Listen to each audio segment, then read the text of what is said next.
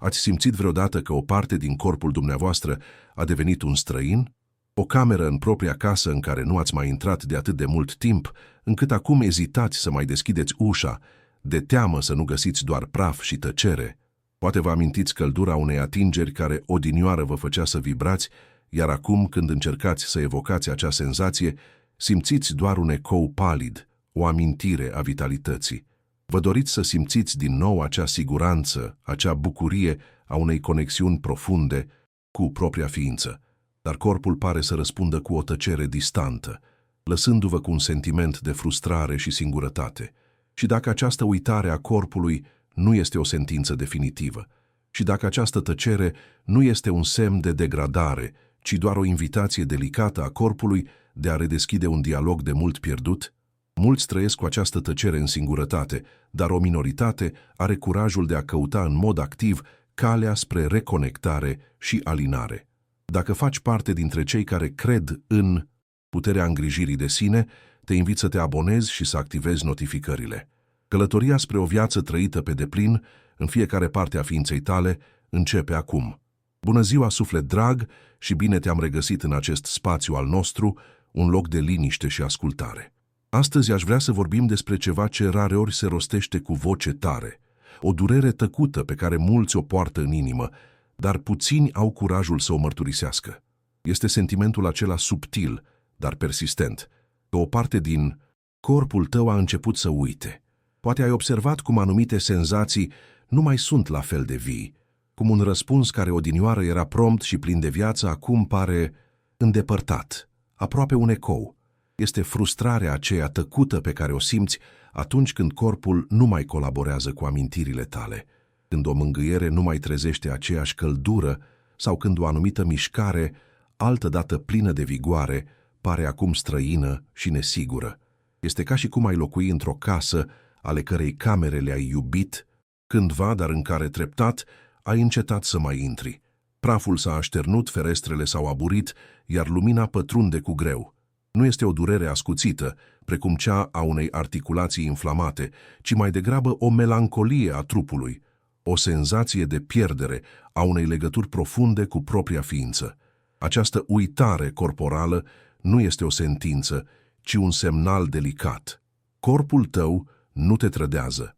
El doar îți șoptește, cu blândețe, că îi este dor de atenția ta în acele locuri pe care poate fără să-ți dai seama le-ai neglijat. Este un apel la reconectare, o invitație de a redeschide acele uși și de a lăsa din nou lumina și căldura să pătrundă în fiecare ungher al templului tău. În spatele acestei frustrări tăcute, știu că se ascunde o teamă și mai profundă, o umbră care îți poate întuneca zilele și nopțile.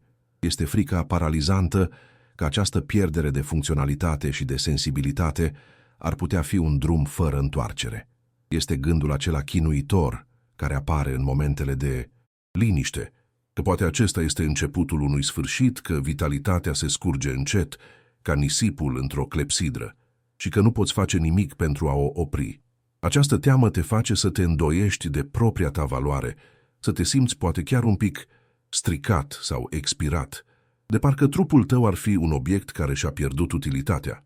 Și această frică este cu atât mai izolatoare cu cât este mai greu de împărtășit. Cum să explici cuiva pierderea unei senzații? Cum să pui în cuvinte doliul pentru o parte din tine care, deși fizic prezentă, pare a fi adormit pentru totdeauna? Această teamă te poate face să te retragi, să eviți intimitatea nu doar de teama de a nu dezamăgi, ci și de a nu te confrunta tu însuți cu această tăcere a corpului. Ea îți poate fura bucuria lucrurilor simple, transformând ceea ce odinioară era o sursă de plăcere și conectare într-un memento al pierderii. Vreau să știi că această teamă este reală și validă. Nu ești singur în acest labirint de îndoieli. Însă, astăzi sunt aici pentru a aprinde o lumină și a-ți arăta că multe dintre aceste cărări pe care le crezi închise pot fi de fapt redeschise cu grijă, cu răbdare și cu înțelegere. Haide să privim acest proces nu ca pe o boală, ci ca pe o lege naturală a corpului. O lege pe cât de simplă, pe atât de profundă. Ceea ce nu este folosit se pierde treptat. Imaginează-ți o potecă ascunsă în pădure. Cât timp este bătătorită zilnic, ea rămâne clară, vizibilă și plină de viață. Dar dacă oamenii încetează să o mai folosească, natura își intră treptat în drepturi. Iarba crește, ramurile se apleacă, frunzele uscate o acoperă, iar în scurt timp, poteca dispare, de parcă n-ar fi fost niciodată acolo.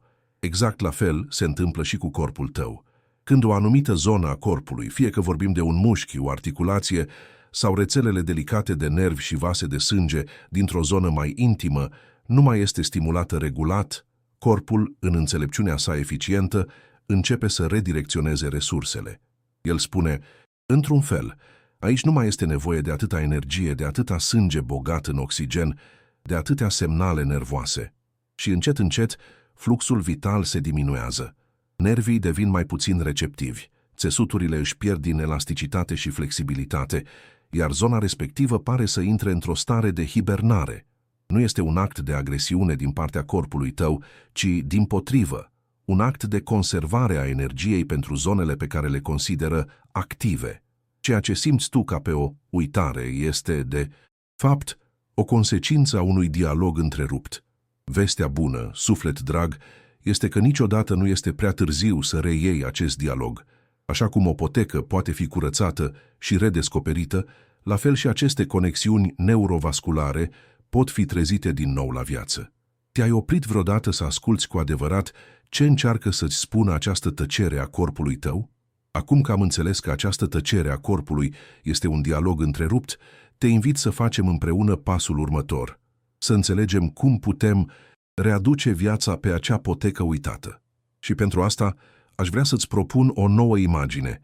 Gândește-te la corpul tău și în special la zonele intime, ca la o grădină secretă, un loc plin de plante delicate și flori rare. Orice grădinar știe că, pentru ca această grădină să înflorească, nu este suficient doar soarele. Secretul stă în apă, într-o irigare constantă și blândă, care hrănește pământul și ajunge la cele mai adânci rădăcini. În corpul nostru, acest proces poartă un nume, se numește irigare tisulară. Este un concept pe care medicina modernă îl studiază, dar pe care natura îl practică de milenii. Sângele nostru este acest râu al vieții, un fluid prețios, încărcat nu doar cu oxigen, ci și cu nutrienți esențiali, hormoni și factori de vindecare. Când o zonă a corpului este stimulată, când îi acordăm atenție prin atingere conștientă și prezență, corpul răspunde trimițând un val generos din acest râu al vieții către ea. Aceasta este știința simplă și profundă a vitalității. Țesuturile pelviene și genitale, prin natura lor delicată și complexă, sunt ca niște orhidee pretențioase în această grădină. Ele au nevoie de acest flux sanguin constant pentru a-și menține sănătatea, elasticitatea și mai ales sensibilitatea. Fără această irigare regulată, pământul grădinii noastre secrete începe să se usuce, iar florile, odinioară vibrante, își apleacă trist capetele. Dar cum anume activăm acest râu al vieții?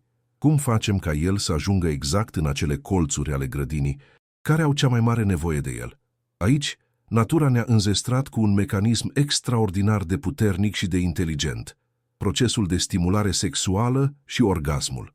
Te rog să privești acest act nu prin prisma tabuurilor sau a performanței, ci prin cea a sănătății pure, ca pe o unealtă de întreținere a corpului. Atunci când zona genitală este stimulată, se produce un fenomen minunat. Vasele de sânge se dilată, permițând unei cantități impresionante de sânge proaspăt și oxigenat să inunde țesuturile. Este ca și cum ai deschide un baraj pentru a iriga un câmp însetat. Această umplere cu sânge, pe care știința o numește vasocongestie, este o adevărată baie de nutrienți pentru fiecare celulă. Dar procesul nu se oprește aici. Orgasmul, prin contracțiile sale ritmice și involuntare, acționează ca o pompă blândă și eficientă care masează țesuturile din interior. Aceste contracții ajută la distribuirea sângelui în cele mai fine capilare și, la fel de important, ajută la eliminarea sângelui stagnant și a toxinelor metabolice. Este, în esență, cea mai naturală și eficientă formă de fizioterapie intimă, un mecanism de autocurățare și regenerare pe care corpul tău este programat să-l execute. Este un dar biologic menit să asigure sănătatea și longevitatea acestor funcții vitale. Beneficiile pe termen lung ale acestei irigări regulate sunt absolut fundamentale pentru o îmbătrânire sănătoasă și plină de vitalitate. În primul rând, vorbim despre menținerea elasticității vasculare. Imaginează-ți vasele de sânge ca pe niște tuburi de cauciuc. Dacă nu sunt folosite, dacă nu sunt întinse și umplute cu presiune în mod regulat, cauciucul devine rigid, casant și se poate crăpa. La fel și vasele noastre de sânge. Acest flux și reflux constant de sânge le menține flexibile, tinere și capabile să răspundă prompt la semnalele corpului. În al doilea rând, sănătatea nervilor. Terminațiile nervoase din zona genitală sunt extrem de fine și au nevoie de un aport constant de oxigen pentru a funcționa corect. Fără acest aport, ele devin amorțite, iar sensibilitatea scade dramatic. Irigarea regulată este hrana lor, este ceea ce le menține vii și capabile să transmită senzații de plăcere, căldură și conectare. Și, poate cel mai important aspect este prevenirea fibrozei. Fibroza este procesul prin care țesuturile, private de oxigen și nutrienți, devin rigide, cicatriciale, își pierd suplețea. Este ca pământul care se întărește și crapă în timpul secetei. Acest proces de întărire este una dintre cauzele principale ale multor disfuncții care apar odată cu înaintarea în vârstă. Prin menținerea unei irigări constante, noi practic prevenim această secetă tisulară, păstrând țesuturile moi, receptive și funcționale, exact așa cum au fost ele menite să fie. Este un act de îngrijire la fel de esențial ca oricare altul, însă adesea uitat din cauza unei credințe greșite, a unei idei contraintuitive pe care aș vrea să o demontăm în continuare. Aș vrea să ne oprim acum asupra unei idei adânc înrădăcinate în conștiința noastră colectivă. O credință pe cât de răspândită, pe atât de greșită, care, din păcate, face mai mult rău decât bine. Este vorba despre mitul conservării energiei. Probabil ai auzit în diverse forme acest sfat. Pe măsură ce înaintăm în vârstă, trebuie să ne menajăm, să ne păstrăm forțele, să nu ne risipim energia vitală pe lucruri care nu mai sunt potrivite vârstei noastre. Această idee pare logică la prima vedere, nu-i așa? Ne imaginăm corpul ca pe o baterie cu o cantitate finită de energie, iar scopul nostru ar fi să o consumăm cât mai încet posibil. Astfel, mulți ajung la concluzia, adesea nespunsă, că renunțarea la activitatea sexuală este un act de înțelepciune, o formă de a economisi resurse prețioase pentru anii ce vor urma. Această credință devine un scut confortabil în spatele căruia ne ascundem propria teamă de schimbare sau jena de a vorbi despre aceste subiecte. Ne spunem nouă înșine că nu se mai cade, că sunt alte priorități acum, transformând o consecință a nefolosirii într-o alegere conștientă. Dar logica aceasta, care se aplică poate unui motor de mașină, este complet greșită atunci când vine vorba de organismul uman.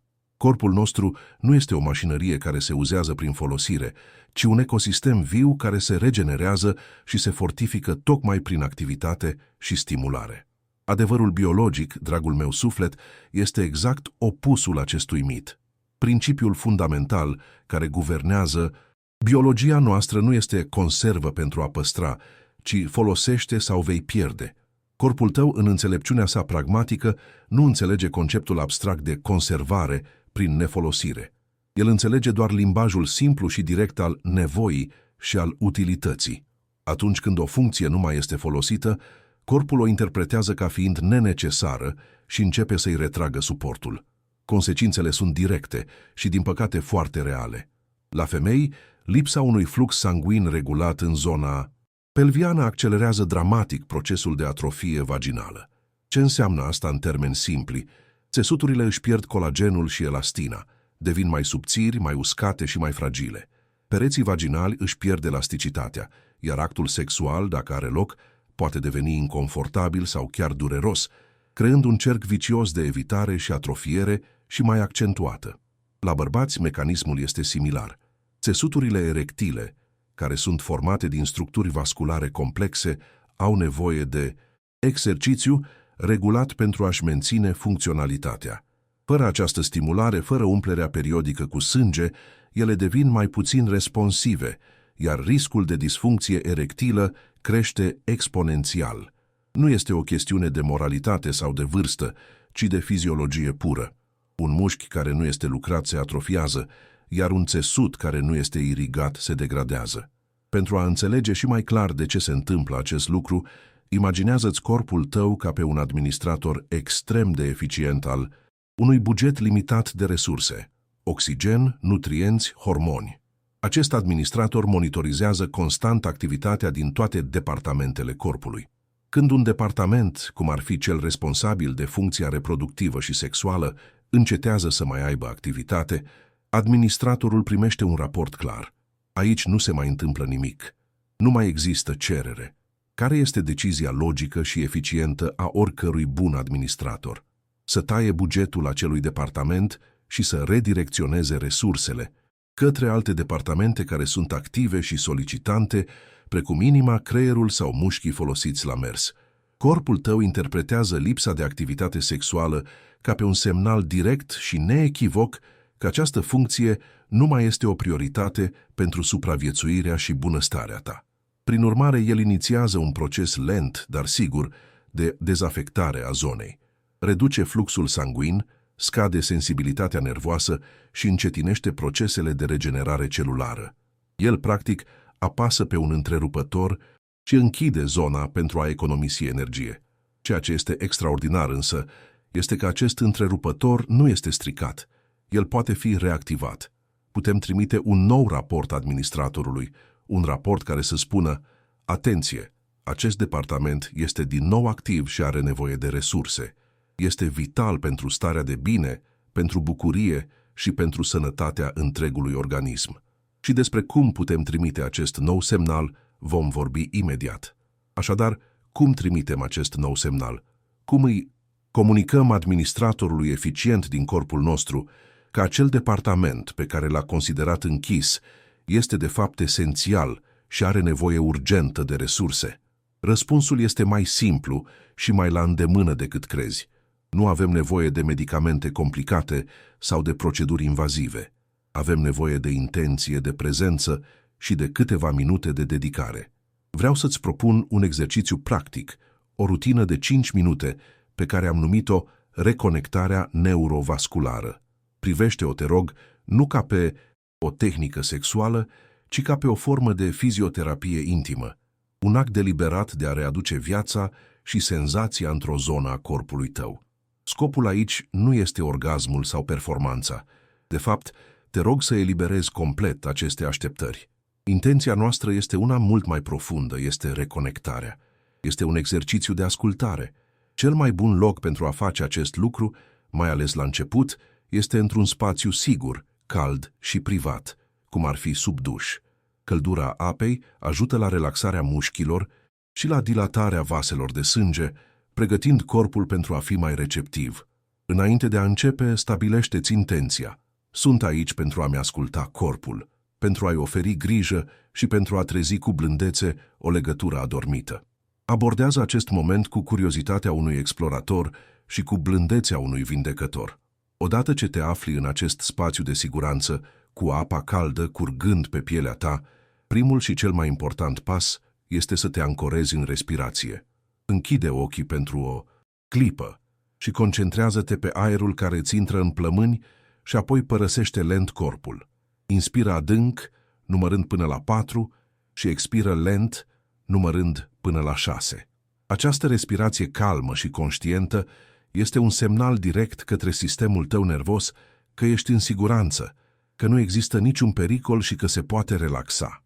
După câteva cicluri de respirație, când simți că mintea ți s-a mai liniștit, poți introduce elementul atingerii. Acesta este momentul de atingere exploratorie. Folosind palmele calde și degetele cu o presiune blândă, începe să atingi zona abdomenului inferior, zona pelviană, coapsele interioare și, în final, zona genitală. Nu te grăbi. Fii prezent în senzațiile de sub degetele tale. Observă temperatura pielii, textura, orice răspuns, oricât de subtil ar fi. Nu căuta o reacție anume. Scopul tău este pur și simplu să aduci atenție conștientă și căldură în această regiune. Este ca și cum ai desena din nou o hartă a corpului tău în mintea ta, o hartă care poate s-a șters în timp. Prin această atingere blândă și plină de intenție, tu practic spui nervilor din acea zonă: vă văd, sunteți aici, sunteți importanți. Pe parcursul acestor 5 minute de practică zilnică, scopul tău imediat este dublu: stimularea fluxului sanguin local și reactivarea terminațiilor nervoase. Gândește-te la asta ca și cum ai bate ușor la o ușă la care nu a mai răspuns nimeni de mult timp. Nu încerci să spargi ușa, ci doar să produci o mică vibrație, un mic ecou care să se propage în interior și să semnaleze că cineva este acolo. Căldura mâinilor tale și atingerea conștientă sunt exact această bătaie blândă. Acestea sunt semnalele care îi spun sistemului circulator: hei, aici este nevoie de sânge proaspăt și oxigenat. În același timp, semnalele tactile călătoresc pe căile nervoase către creier, reamintindu-i acestuia de existența și importanța acestei zone. La început, s-ar putea să nu simți mare lucru. Și este absolut normal. Amintește-ți de poteca acoperită de frunze. Este nevoie de timp și de pași repetați pentru ca ea să redevină vizibilă. Consecvența este cheia. Este mai valoros să faci acest exercițiu 5 minute în fiecare zi, cu blândețe și prezență, decât 30 de minute o dată pe lună, cu frustrare și așteptări. Această rutină este un act de a reclădi încrederea între tine și corpul tău, o promisiune tăcută de grijă și atenție, care va transforma fundamental modul în care te raportezi la propria intimitate și sănătate. Și acum, ajunși în acest punct, știu că în mintea și în sufletul multora dintre voi se ridică un ultim obstacol, poate cel mai înalt și mai greu de trecut. Este un zid construit nu din cărămizi, ci din decenii de tăcere, din norme sociale, din educația primită și din credințe adânc înrădăcinate. Este zidul rușinii și al tabuului.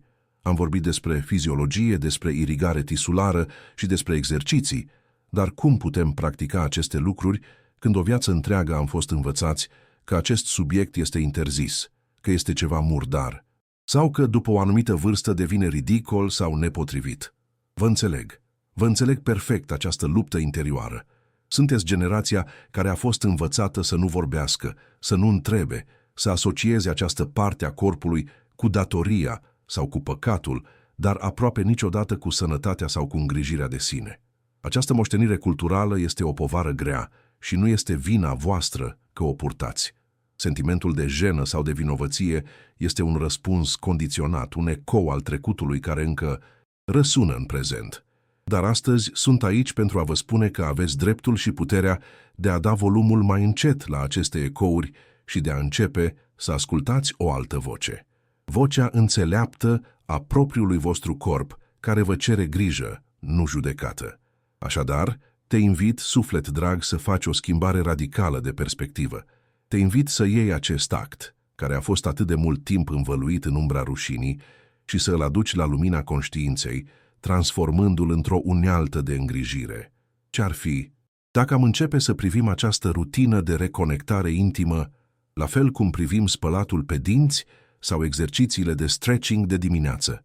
Ne spălăm pe dinți în fiecare zi, nu neapărat pentru plăcerea imediată a actului, ci pentru că știm că este un gest esențial pentru sănătatea noastră pe termen lung, pentru a preveni durerea și degradarea. Ne întindem mușchii nu pentru că este mereu distractiv, ci pentru a ne păstra mobilitatea, pentru a preveni rigiditatea și pentru a ne asigura că ne vom putea mișca liber și fără durere pentru cât mai mult timp. Exact aceasta este noua mentalitate pe care ți-o propun. Acest exercițiu de 5 minute, această fizioterapie intimă, nu este despre a căuta o plăcere frivolă. Este un act de întreținere proactivă a sănătății tale urologice și ginecologice. Este echivalentul periajului zilnic pentru sistemul tău vascular și nervos din zona pelviană. Este un gest responsabil prin care previi atrofierea țesuturilor, menții funcționalitatea organelor și investești în calitatea vieții tale viitoare. Odată ce facem această mutare în mintea noastră, de la tabu la întreținere, actul în sine se eliberează de toată greutatea vinovăției și devine ceea ce este de fapt un gest de profund respect față de propriul corp. Această nouă mentalitate, această trecere de la rușine la întreținere conștientă, este mai mult decât o simplă schimbare de gândire. Este un act de recuperare a demnității. Este declarația ta că fiecare centimetru al corpului tău este demn de atenție, de grijă și de onoare. Este acceptarea faptului că sănătatea nu are compartimente, că bunăstarea sistemului tău reproducător este la fel de importantă ca sănătatea inimii sau a plămânilor. Când transformi acest gest într-un ritual de autocuidado la fel de vital ca periajul dinților, schimbi fundamental relația cu tine însuți. Treci de la a-ți vedea corpul ca pe o sursă de probleme și limitări, la a-l onora ca pe un templu sacru, un partener loial care te-a purtat prin întreaga călătorie a vieții. A avea grijă de acest templu în totalitatea sa nu este un act de egoism sau de frivolitate, ci cea mai pură formă de recunoștință. Așadar, te încurajez să începi acest nou capitol, nu din obligație, ci din iubire. Nu de teamă, ci din dorința de a trăi pe deplin cu vitalitate și bucurie în fiecare etapă a vieții. Acest act de îngrijire conștientă este un dar pe care ți-l oferi ție însuți, un dar pe care îl meriți pe deplin. Și iată-ne ajunși la finalul conversației noastre de astăzi. Îți mulțumesc pentru timpul și încrederea pe care mi le-ai acordat, permițându-mi să te însoțesc în această călătorie de redescoperire a propriului corp. Dacă aceste cuvinte ți-au adus un strop de alinare, de claritate sau de speranță, te invit cu multă căldură să te alături comunității noastre. Aici vom continua să explorăm împreună, cu blândețe și respect, căi simple și practice, către o viață cu mai puțină durere și mai multă bunăstare. Apăsând butonul de abonare, nu doar că te asigur că nu vei pierde niciunul dintre ghidajele noastre viitoare, dar ne ajuți să ajungem cu acest mesaj de grijă la alte suflete care poate au nevoie să îl audă. De asemenea, un simplu like, îmi place, la acest video este un gest mic, dar cu o semnificație uriașă pentru noi. Este modul tău de a ne spune că acest dialog a fost de folos și ne încurajează să continuăm. Și pentru că fiecare pas contează pe acest drum al vindecării, am pregătit special pentru tine un alt material video care va apărea chiar acum pe ecran. Este un ghid cu alte sfaturi prețioase pentru a-ți recăpăta vitalitatea și bucuria de a trăi. Te invit să continui călătoria alături de mine dând click pe el. Până data viitoare, amintește-ți să fii blând cu tine și să ai grijă de templul minunat care este corpul tău.